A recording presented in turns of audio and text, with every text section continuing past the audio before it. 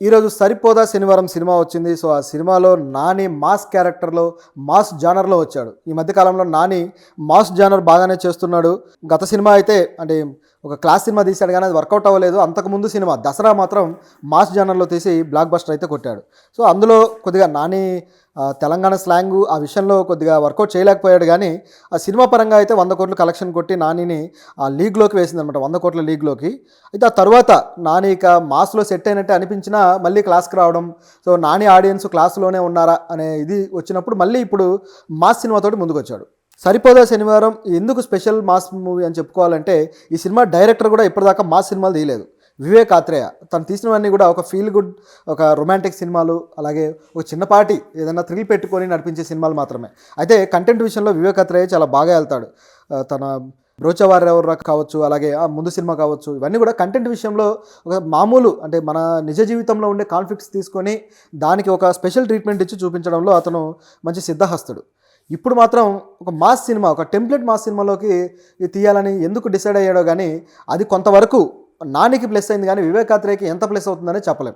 ఎందుకంటే డైరెక్టర్గా అతను బాగానే తీశాడు ఈ సినిమా. కాకపోతే కొన్ని డ్రాబ్యాక్స్ అయితే ఉన్నాయి. ఎందుకంటే టెంప్లెట్ మాస్ సినిమాలో ఎప్పుడూ ఆ డ్రాబ్యాక్స్ ఉంటాయి. కాకపోతే వాటిని లాక్కొచ్చేది ఒక మంచి స్టార్ హీరోలు ఉన్నప్పుడు మాత్రమే లాగుతారు. నాని స్టార్ కాదా అంటే స్టారే. కాకపోతే మాస్ ఇమేజ్, అలాగే మాస్ ఆడియన్స్ను ఉర్రుతొలగించే ఇమేజ్ కాదు నానిది. సో, ఆయనకి ఎక్కువగా మాస్ బాగా చేస్తాడు. నిజానికి ఫైట్లు బాగా చేస్తాడు. అలాగే కొద్దిగా రజనీకాంత్ ఇమిటేషన్ తోటి ఇందులో కూడా ఆ మాస్ యాక్షన్ సీన్లు కూడా చేశాడు. అవి కూడా బాగా కుదిరాయి, ఆ స్టైలిష్గా అదంతా కూడా. కాకపోతే ఆయనకు ఉండే ఆ రీచ్ అనేది కొంతవరకు ఉంటుంది. సో, అది కొద్దిగా డ్రాబ్యాక్ అని చెప్పొచ్చు. ఎందుకంటే కొన్ని సీన్లలో ఎప్పుడైతే మ్యాటర్ డల్ అవుతుందో అప్పుడు హీరో దాన్ని మోయాల్సి ఉంటుందన్నమాట. సో, అలాంటి సందర్భాల్లో మాస్ స్టార్ల ఇమేజ్ హెల్ప్ అవుతుంటుంది. సో, ఈ సినిమాలో వచ్చేసి ఫస్ట్ హాఫ్ బ్రహ్మాండంగా తీసుకెళ్లాడు. సెకండ్ హాఫ్ విషయంలో మాత్రం ఈ కంప్లైంట్ అయితే వస్తుంది. ఫస్ట్ హాఫ్లో అయితే స్టోరీ మొదటి 10 నిమిషాల్లోనే ఆ చైల్డ్ ఎపిసోడ్, మదర్ అతనికి బాగా ముక్కోపిగా ఉన్నాడని చెప్పేసి వాడి మీద ఒక ప్రామిస్ అయితే తీసుకోవడం, శనివారం రోజు మాత్రమే నువ్వు ఏదైనా నీ కోపాన్ని చూపించాలి, మధ్యలో చూపించొద్దని చెప్పడం. తర్వాత ఇక నాని పెద్ద అయిన తర్వాత అక్కడ నుంచి కథ స్టార్ట్ అయిపోద్ది. సో, సోకులపాలెం అనే ఊరు, సో ఈ కథ బ్యాక్డ్రాప్ మొత్తం కూడా సోకులపాలెం అనే ఊరిలో జరుగుతూ ఉంటుంది. ఇందులో నాని ఇట్లాగే వారమంతా కూడా చిత్రగుప్తుల్లాగా ఉండి ఫైనల్గా శనివారం రోజు మాత్రం యముడిలాగా మారటం అనమాట. సో, ఇందులో తనకు ఎవరి మీద కోపం ఉంది ఏంటి అని ఒక బుక్ లాంటిది పెట్టుకొని అతను అలాంటి వాళ్ళందరినీ లిస్ట్ అవుట్ చేసుకొని తర్వాత వాళ్ళతో కొట్టడము, ఫైటింగ్ ఈ తరహాలో వెళ్తూ ఉంటుంది. సో, మాస్ సినిమాకి కావాల్సిన టెంప్లెట్ ఏంటంటే ఇది కరెక్ట్గా సెట్ అయిపోయింది.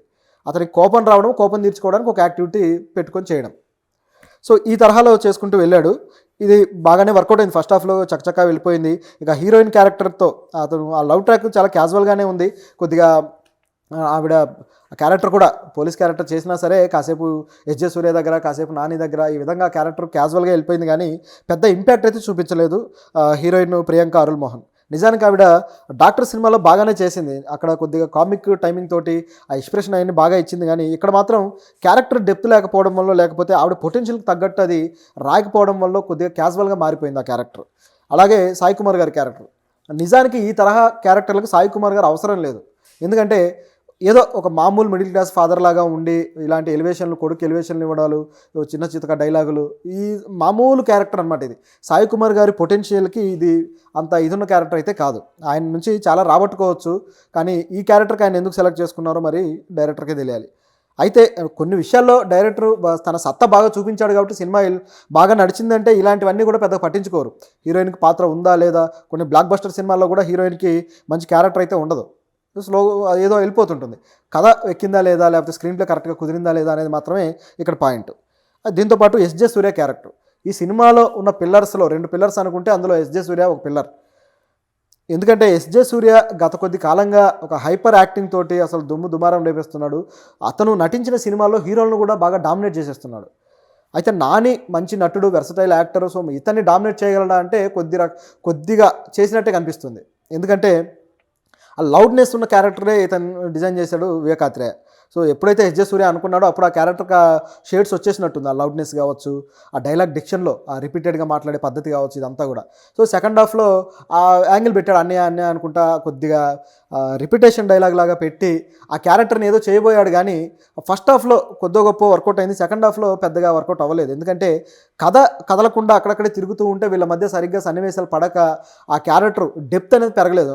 ఎస్జే సూర్య క్యారెక్టర్ కొద్దిగా అది డల్ అయింది. కాకపోతే యాక్షన్ సీక్వెన్స్ మాత్రం బాగా వర్కౌట్ చేయడం వల్ల ఫస్ట్ హాఫ్ కానీ సెకండ్ హాఫ్ కానీ రెండు కూడా కొద్దిగా స్టేబుల్ అయ్యాయి, అంటే కొద్దిగా ఆడియన్స్కి కిక్ ఇచ్చాయి. యాక్షన్ సీక్వెన్స్ అంటే ఇప్పుడు నాని చేసేసరికి కొద్దిగా కొత్తగా అనిపించింది అంతే.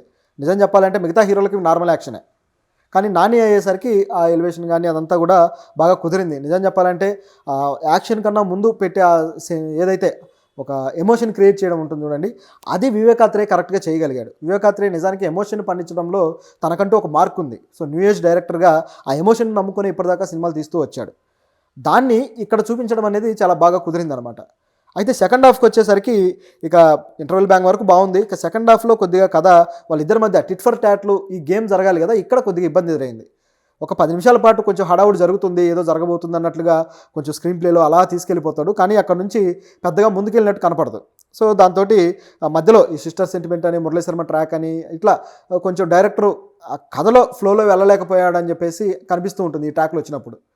ఆ తర్వాత మళ్ళీ ప్రీ క్లైమాక్స్ టు క్లైమాక్స్ కొద్దిగా పికప్ అయినా ఆ క్లైమాక్స్ మనకు ప్రెడిక్టబుల్గానే అనిపిస్తుంటుంది చూసినప్పుడు, క్యాజువల్గా మనం ఊహించేదే. కాకపోతే అక్కడ కూడా నాని మ్యాజిక్ అనేది కొంతవరకు వర్కౌట్ అయ్యి ఆ సినిమా అయితే నిలబడింది. ఓవరాల్గా నాని ఫ్యాన్స్కి ఇది నచ్చేదే, ఎందుకంటే నానిని క్లాస్గా చూసేవాళ్ళు మాస్గా చూసినప్పుడు ఇంకా ఎక్కువ ఇది ఫీల్ అయ్యే అవకాశం ఉంది.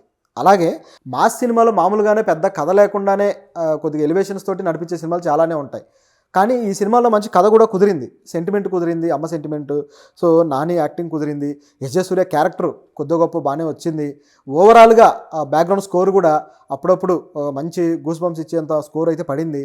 ఓవరాల్గా చూసుకున్నప్పుడు అందరూ టెక్నీషియన్స్, ఆ టెక్నికల్ టీం అంతా కూడా చాలా అద్భుతంగా పర్ఫామ్ చేసింది కాబట్టి, సో దీనికి ఆ క్వాలిటీ ప్రొడక్షన్ అయితే కనపడుతుంది ఈ సినిమాకి. కాబట్టి ఈ సినిమా మాస్లో బాగా వెళ్ళడానికైతే అన్ని విధాలుగా ఆ స్కోప్ అయితే ఉంది. సినిమాటోగ్రఫీ కూడా చాలా బాగుంది. నిజానికి ఈ తరహా లైటింగ్ ఎక్కువగా తమిళ సినిమాలో చూస్తూ ఉంటాం, కొద్దిగా డిమ్ షేడ్స్లో కొద్దిగా ఎల్లోయిష్ ఆరెంజ్ ఈ టోన్లో ఎక్కువగా చూస్తూ ఉంటాం. అది ఆ టోన్ని ఇక్కడ వాడడం, అలాగే ఆ సెట్ ప్రాపర్టీస్ కూడా బాగా అలవాటై మనకు ఏదో ఇళ్లలో ఉండే సెట్ ప్రాపర్టీస్ లాగా కొంచెం పాత వస్తువులు పెట్టడము, ఇదంతా కూడా ప్రొడక్షన్ డిజైన్ చాలా బాగా కుదిర్చారనమాట. తమిళ సినిమాలు మలయాళం సినిమాల్లో ఇది వెళ్తూ ఉంటుంది, మన దగ్గర అయితే మాత్రం అంతా మెరిసిపోతున్నట్టు పెడుతుంటారు. కానీ రియల్ లైఫ్కి దగ్గరగా చేసినప్పుడు మాస్ సినిమాలు కూడా ఇంకా ఎక్కువ కనెక్ట్ అయ్యే అవకాశం ఉంది. మనం వచ్చిన రాయన్ సినిమా కూడా full out and out mass సినిమానే, కానీ ఆ ప్రజెంటేషన్ అనేది ఏదో సింపుల్గా, అంటే చుట్టూ ఉన్న వస్తువులు ఆ పద్ధతి కానీ ఇదంతా కూడా ఏదో న్యాచురల్ రియల్ లైఫ్కి దగ్గరగా చూపించడం వల్ల కొద్ది గొప్ప ఆడియన్స్కి నచ్చింది. తెలుగులో పెద్ద వర్కౌట్ అవ్వకపోయినా టెక్నికల్గా ఆ సినిమా కొద్ది గొప్ప బాగుంది.